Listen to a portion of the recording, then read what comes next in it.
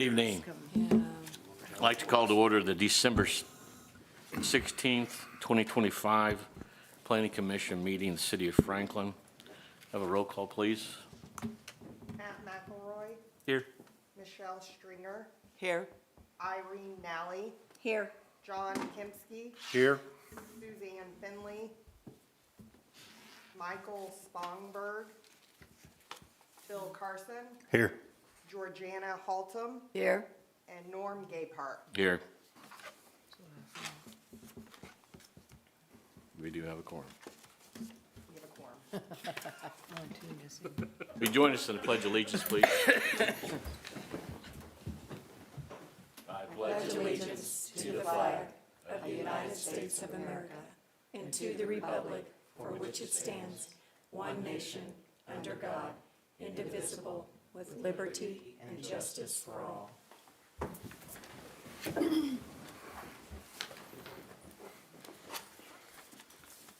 Do we have a motion for approval, amendment, or deletion corrections for the October 21st, 2025 Planning Commission meeting minutes? I only found one duplicate of, so whoever did that did these minutes in single space. It's great. Who's taking credit for it?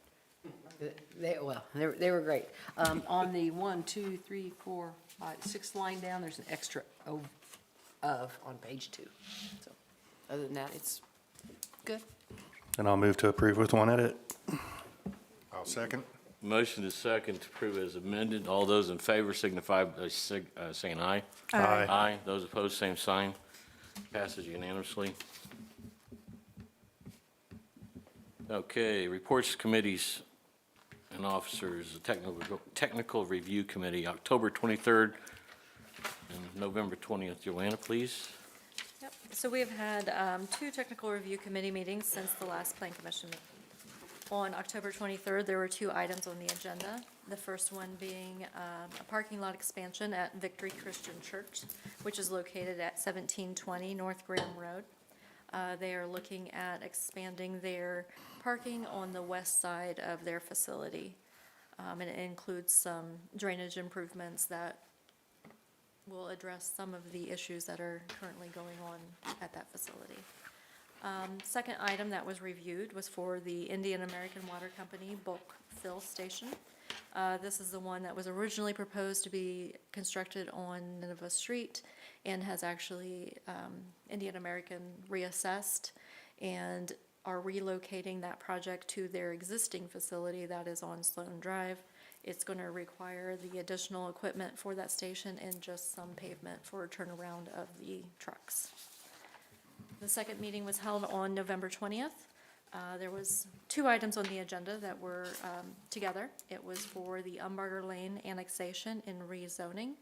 Application was submitted by Arbor Homes for the property located at the northeast corner of Umbarger Lane and County Road 75 South. This is the same property that had come before the Plan Commission previously for annexation and rezoning that had been forwarded to City Council. It did not continue through City Council for lack of approval of the fiscal plan. So they have revised some of their petition, and it is back before us. That was reviewed at that meeting. Any questions, comments, or thoughts on the reviews and report, excuse me? Seeing none, we'll move on. That reference you just made to the Umbarger Lane annexation rezoning, this, what I'm reading on here, to be continued, correct? Yes, the petitioner has requested that it be continued to the January 20th meeting through some of the discussions and information that was presented at the Technical Review Committee meeting. Needed additional time to get that together. We have met with them and they are continuing to move forward. However, would like to just bring it to your attention that it may take some time for that information to be gathered. They're going to keep us updated and staff will continue working with them on getting this to move forward. But otherwise, it is continued to January 20th. It was actually notified properly And with that continuance, the petitioner did send notification to the same parties that were required to receive the first notice, letting them know that it was continued. That makes sense. Cal, question? That doesn't come before us, it will come before us again? Yes, it does Okay. come before you again. It's starting the process All over completely again. over. So So that- there would so- first so the need to be a recommendation from Plan Commission to forward it To to City Council. Correct. Yep, So the 20th is our meeting then? correct. Assuming they get everything together, it Yeah. may be continued. Or remonstrators have an opportunity for automatic continuance too, if they desire. Okay. So, Thank you. And that's two separate resolutions or ordinances. Correct. Okay. Next on the agenda, PC 2532, 2025, Infrastructure Improvement Analysis Report for the Parks and Recreations Facility, Park Impact Fee 2025. Joanna, do you have a report on this before the petitioner? Yep, just addresses a this? brief overview. With impact fees, there is a requirement that every 5 year, there be an analysis of the needs of whatever impact fee is going towards. In the city of Franklin, the only current impact fee that we have is the park. This is similar to the same process that some of you may have went through in 2020. And Chip Warner from Parks and Rec is here to provide more information on the report. Long time no see. Good evening, everyone. I'm Chip Warner. I'm the Director of Parks and Recreation for the city. Thank you, Joanna, for introducing park impact fees. Give you a little background about park impact fees. The fee is actually attached to the building permit stage. So when a developer would pull a building permit to build a new home, that's where this fee's attached at. The fee actually covers new park development, basically because of the impact a new resident would have, hence park impact fees on the park system. It can only be used for new infrastructure improvement stuff. It can't be used for day-to-day operations. It can't be used for maintenance of existing facilities, staffing, any of that kind of stuff. It's only new park facilities that are going to be impacted by new people. This plan is the fifth one the city has done. So we're pushing 25 years now that we've had park impact fees. This plan is 26 to 2030. But the plan actually requires us to look 10 years out, not just 5 years out, of what we anticipate Parks and Recreation infrastructure needs are for the next 10 years based on population estimates, obviously. It also requires us to do a self-review in the department, basically what do we think we need, and then we also need to attach the cost to that. So do I know what costs are in 2035? None of us do, but we're going to base it kind of on what today's costs are. After that, I should tell you that we actually hired a consultant to actually write this. Don't think didn't write it. I didn't write it. Nikki Franklin from Peters and Franklin Municipal Consultants here in town wrote the plan. The next phase requires us to appoint a park impact review committee, which was 5 people in the community, and they have very specific purposes. 3 are generally at-large people. 1 is a builder, developer representative, and 1 of them is a real estate representative. So we have the different representation in the city. Those people this year were Eric Lugers, Les Tabling, Ken Koski, Deb Brown-Nally was the realtor rep, and then Marissa Stout was the builder rep. So we did get input from community members of what they thought. A very good meeting. It was scheduled for 45 minutes. I think it lasted 2 hours because we had some really good discussion about the plan. One of the things that I found interesting when I was doing a little research in the last week or so is I went to all the developer or all the new home building websites in Franklin, and they all had how beautiful Franklin parks are, how lucky we are to have the historic Greenway Trail and all that good stuff, which we know because we all live here. But as a new resident comes in, that's a marketing tool that they use, right? Is the great park facilities that we have and those things. I'm a little disappointed Suzanne's not here tonight because I was going to talk about Franklin was a real early leader in greenway development in the state of Indiana. We were one of the first people to have trails in Indiana. We were doing it back in the early 90s when people were just starting to think about it. We already had our existing greenway trail in place by about 95. So we have really elite park facilities here in Franklin. It's not by accident. We've done a really good job of planning out those facilities. This is just a tool that we have as the population grows. How can we pay for this new infrastructure? One of the advantages to an existing person in the city is that this is not something that somebody that existing lives here pays. It's only people that are going to come make the impact. So it's the new house development. It's not when I'm renovating my house or that's not what, you have to get a building permit for that kind of thing. It's not what we're talking about. We're only talking about a new house that's new to the city. I could go through this in very great detail if you want to have it pretty much memorized, but let me give you the highlights. The highlights are, let's talk about the previous 5 years.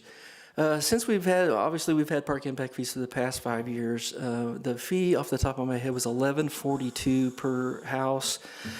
They're a little bit less for apartments and duplexes, and I'll talk about that in just a second. But over the last 5 years, we haven't collected a whole lot of park impact fees until the very end in the last 6 months. We've collected more in 6 months than we did in 4 years almost, because they had some big, huge 2 apartment complexes that have been built. You know this because you approve them. So it has raised our park impact fee balance up. Historically, our park impact fee balance has not been that much because we just haven't used it as a tool as much as we could have. So the last 5 years, most of what you have seen in park development has been either city funded or we've used bond issues or those kind of things, but it really hasn't been a whole lot of park impact fees have went toward those developments. And the things we know of, like Youngs Creek Park and amphitheaters, one that we all know of, that had a little bit of park impact fees, about $200 and some thousand, but the overall project was about $9.8 million. So as you can see, most of it was done by a redevelopment commission bond. We just redid the Active Adult Center, so that's another huge project that we did here in the community, all paid by cash that the city had on hand. So we didn't even bond for that project. It was reserve cash that the city had done a good job over the years of preserving, and then we were able to get a new facility and not bond or use park impact fees for. What we did use park impact fees over the last 5 years was a little bit for the if you want to get very specific, it was the pickleball courts at Youngs Creek Park. We have bought 2 parcels of property in the last 5 years in parks. One was adjacent to Blue Heron Park. Believe it or not, we didn't own, if you've been out to Blue Heron Park, we didn't own from the trail to the creek. That strip was actually owned by somebody else, and we just had our right to use it as the trail. That became available. We bought that property, so we actually own all the way to the creek now. At Blue Heron Park. And then we also bought a parcel of land that is on Home Avenue. You'll see it because it now has the park fence around it, but there used to be a house that was what I call dead central of the flood of 2008, because that was the house that used to sit on the corner of that park entrance. If you recall, during the flood, it gutted the whole bottom of that house out. It was gone. That homeowner sold that property to us too, so now it's expanded Province Park just a little bit. That's really all we use park impact fees for. Prior to that, other things you see we've used them for would be the large shelter that you see at Blue Heron Park that's kind of toward the front. That was a park impact fee purchase. And other than that, believe it or not, we haven't had the money because we just haven't brought in that much money. That shelter at Blue Heron was about $100,000, but that was probably 7 or 8 years worth of park impact fees because we just didn't have the money to do that kind of stuff. So that's why when we start to look at these numbers, you're going to see that they're a little bit bigger than they have been in the past. And I have all the previous numbers to show you. I can go back all the way to the inception of park impact fees and show you the history of where we've been, how, what that money's been used for. This fee that we have now is going to be $24.90 per building permit. Now, you're going to ask the same question my boss asked me, is how does that compare to everybody else? What does where does that put Franklin? And you can look at that on the very last page if you're one of those people that want to go to the end. You can do that. It's in that report. But I'll tell you those numbers in just a second. You can see on this report that the single-family home is $24.90, but it's a reduced cost for an apartment unit. So an apartment unit's going to be $16.19, and a duplex is going to be $16.90. So it's a percentage of that whole. So as we start to, I know there's at least one more apartment complex that's going to be going through this process. That will be that number for them. If you want to flip through, I'm more than happy to show you very specific park projects that are coming out. I really have it narrowed down to about 5 in the next 5 years, based on the numbers that we would receive. On all these are estimates. Nobody knows for sure how many building permits we're going to issue. Like the example I gave you, we just had that big apartment complex pump up the park impact fees in literally a month. So we don't know for sure, but we can base it on a good estimate. The 5 things that you're going to see over the next 5 years. So I'm excited about this stuff because I get to tell you what we're going to do for the next 5 or 10 years. Really, it's only 5 different things that we have identified over the next 5 years, and one of them is you probably already heard about. It's already out in the world. Is Scott Park expansion. One of the greatest needs we've had over the last 20 years in Franklin has been youth athletic facilities in the community that we've woefully, I'll be quite honest with you, neglected what we should have had based on our population. That next project will happen starting probably this fall and probably go over the next 2 years in construction. So it's a fairly large project. It will have a little bit of park impact fees because I can go back based on 2025 deficits. We did have some deficits in ball diamonds, but not a lot. This may end up being a $15 million project, potentially. We may use, according to this, $500,000 of that $15 million can be park impact fees. But it's going to have 8 softball and baseball diamonds, all kinds of other things in it. It has, if you live in the Scott Park neighborhood, you should love this project because we're hopefully going to get all the traffic off your main road, and the new main entrance will now be off Commerce Drive. So that should alleviate the traffic issues there. It has parking slated for 850 cars versus the 120 so that capacity it currently has. Has stuff we don't normally have. We'll put in 2 fishing piers because we now own a huge pond in Franklin Parks. So there'll be all kinds of different things in that project. That's one big project. Another one that's coming up, we're going to renew a park bond that's getting ready to fall off here fairly quickly. One of the things that you'll see us do is renovate the Family Aquatic Center that we currently have. It was renovated almost 15 years ago, and we're going to do it one more time. And I bring that to everybody's attention because it can only happen one more time, because the next time the facility is 50 plus years old. It's just not going to make it anymore. I can't believe we've made it as far as we have, be honest with you. We've done a very good job of maintaining it over the years, but it is really, really starting to show its age now. We can do a really good job of painting it and making it look nice and colorful and make the illusion. But the part that nobody sees but the internal people is just the mechanicals are terrible. The pool has a leak that needs to be fixed. And I tell you that because in 10 years from now, you'll see that slated. So if we do one more renovation here fairly quickly, then we can stretch it out maybe 10 more years. You don't want me to publicly say how much that would cost because it would blow your mind, especially what the cost would be 10 years from now. So, A new one? yeah. Yeah.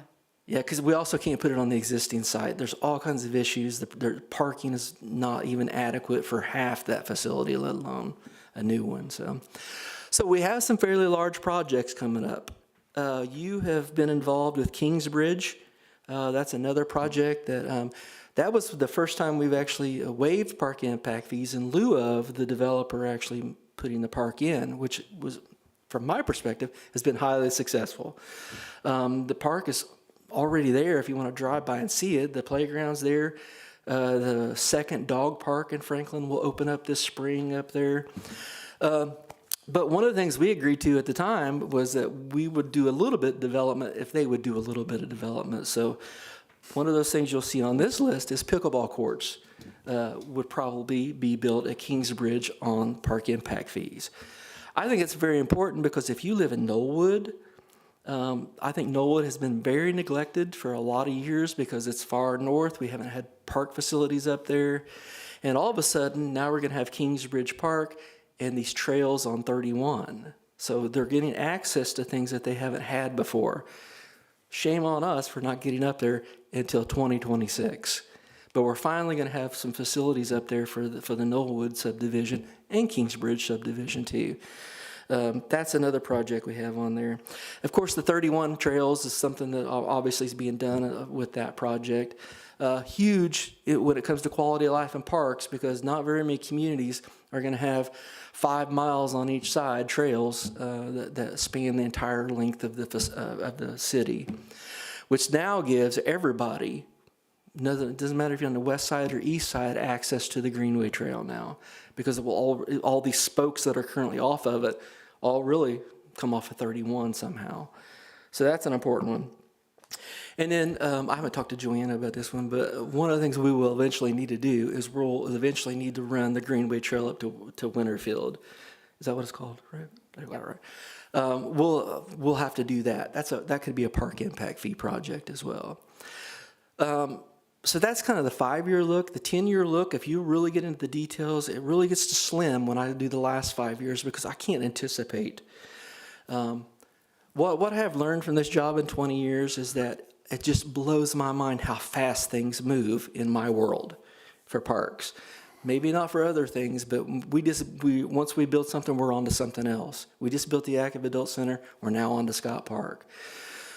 Park impact fees are going to help us fund that. It's not going to do, by any means, fund all of that stuff. So don't think that park impact fees are the savior of all the park, infrastructure we're ever going to build. It's not. But it is a tool that we can use to do that. Final thing I'm going to tell you about, because you can tell I love to talk about parks. You guys don't normally go this long, do you? Our park board meetings are almost over by now. On the very last page, I don't know if you have it in front of it, but you can look at it, or Joanna can pull it up. It's the only one that's color. Almost the last page, like the third one's the last. There you go. That's a comparison, because there again, most people want to, all right, what's that mean for Franklin? This is us compared to other metro area, kind of Indy area communities. With this plan, we'll be at 2490. That puts us, Greenwood is 2784. I'm trying to think, Plainfield's 2533. Those are probably two closest ones to us in population, maybe. But you see they go all the way up to $6,000, so. Yeah. So it is going, I want to be very transparent. It's going from 1142 to 2490. But the difference is instead of collecting a couple $100,000 over 5 years, we may collect $2 million. That will be able to, because I want to say it one more time. The projects that we're talking about are fairly large. I mean, Scott Park is a large project. The pool is a large project that we're going to have to figure out how to fund somehow. So our problem is we can't have nice facilities and then let them age out and not have them anymore. We'll all be run out of town if that's the case. So we have to figure out how to do it somehow.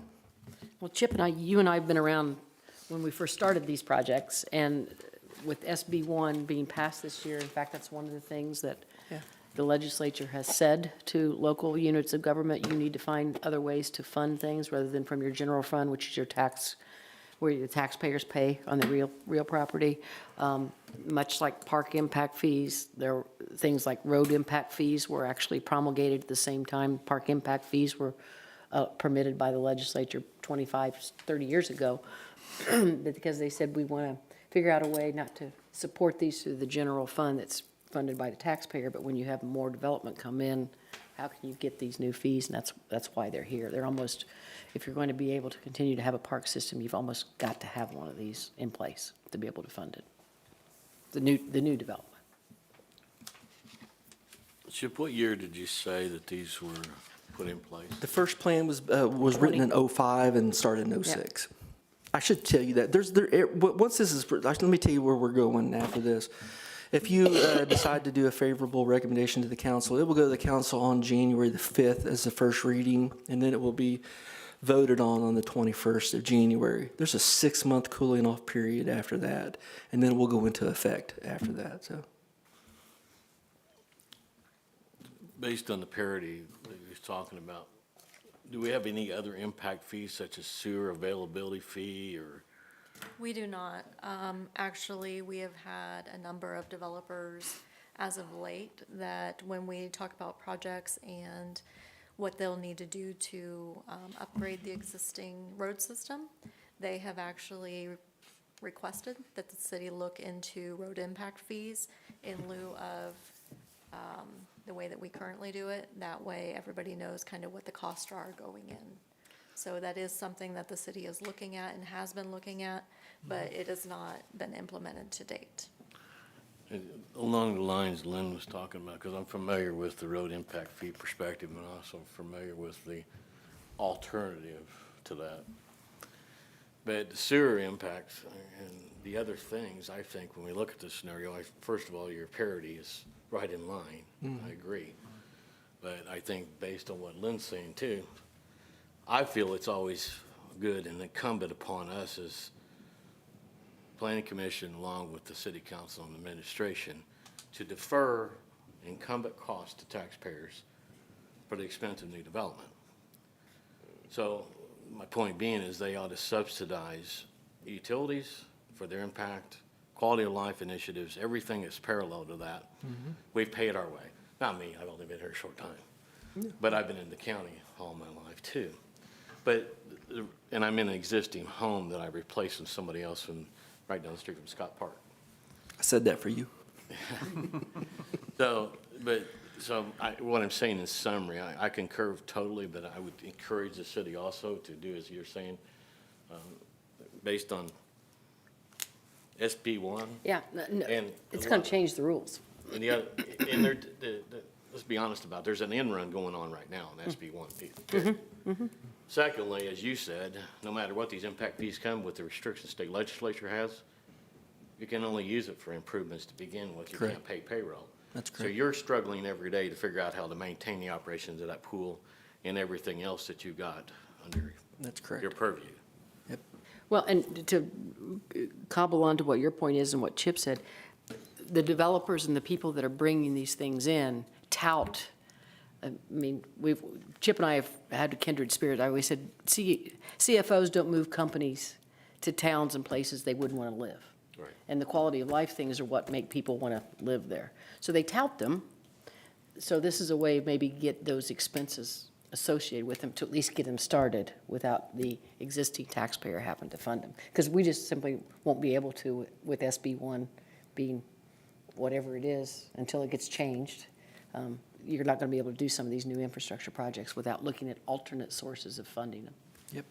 To kind of go off of what you just said, the validity of what you just talked about, when I was doing economic development in previous life, I had select paths that I would bring people in that were looking at opportunities, and there was some places I didn't take them in. Yeah. Sure. Because it's absolutely, if it's not a quality that you want to be living in yourself, it's not a quality that you want to be bringing people in. That's true. Yep. What about the bonding? Is that what you'll probably choose to do with the new pool and all? Yeah, it's something we're trying to figure out now with Scott Park. One of the things we want to do with Scott Park is I got to have a definite cost, right? We have the concept, but I got to whittle it down to, all right, what's it really going to cost? Then we'll figure out if we're going to do a park bond or redevelopment commission bond or something. But it'll definitely have to be bonded because it's too expensive not to. Yeah. And usually, how long is the bond extended? I mean, we 15, 20 years, it just depends, yeah. A lot of it will depend upon the council's appetite for interest Interest, yeah. and what your interest rates are going to be. For instance, the sewer bond, we went with a shorter period of time because our interest rate was better. No, it was better. Oh, really? So it's a bigger expense, but it was, yeah, sweet. And I think it Lower ended up, interest. how many millions of dollars? You'll remember, was, Irene, yeah. it's significant. Yeah, it was Yeah. lower. Yeah, lower interest We rate by we doing almost it. like knocked off 5 years just because. Yeah. 5 or 10 years off of the bill. Yeah, the current park bond that's getting ready to go off is 15 years as well. Yep. Anyone have any comments, questions, or thoughts regarding this resolution, PC 2025-32? We also Well need done. to open Well it put to together. public comment. Yeah. We have to open to public comment. Would anybody like to speak in regards to PC 2025-32? It's a resolution adopting, or excuse me, reaffirming park impact fee and setting a scale of 24.90. Correct? Yeah, and we're making a recommendation to council who ultimately adopts it. If they choose to. Seeing none, we'll close the opportunity for anyone to speak in regards to that. I'll make a motion to move it. Move the PC 2532 to the city council for approval. Got a motion by Nally, Second. second by Stringer. All those in favor signify by aye. Aye. Those opposed, same sign, passes unanimously. Chip, thank you for the job you do, and have a Merry Christmas to you and your staff.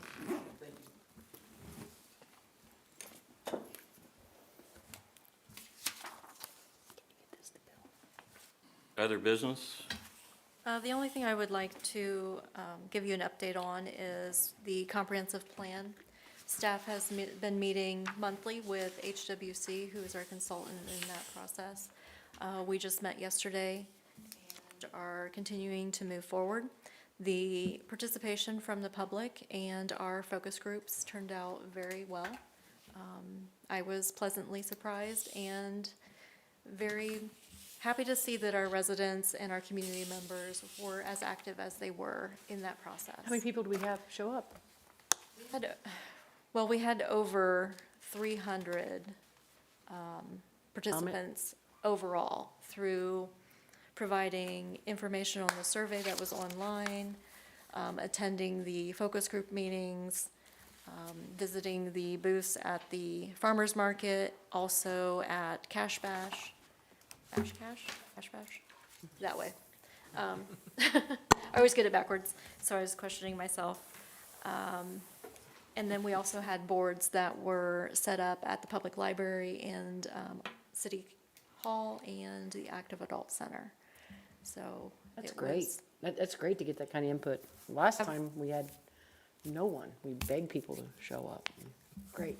So having been through that process in 2013, it was refreshing to Yeah. see as much involvement as we did. But we are still on schedule, so right now they are anticipating getting us a draft of the document around March, April, and then we'll start proceeding with the process of bringing it before Plan Commission for review and recommendation, and then forwarded to City Council. That's all. Anything else? Do we have a motion for adjournment? I make a motion that we adjourn. We have a motion. Do we have a second? Second. Second. All those in favor signify by aye. Aye. Aye. Those same sign.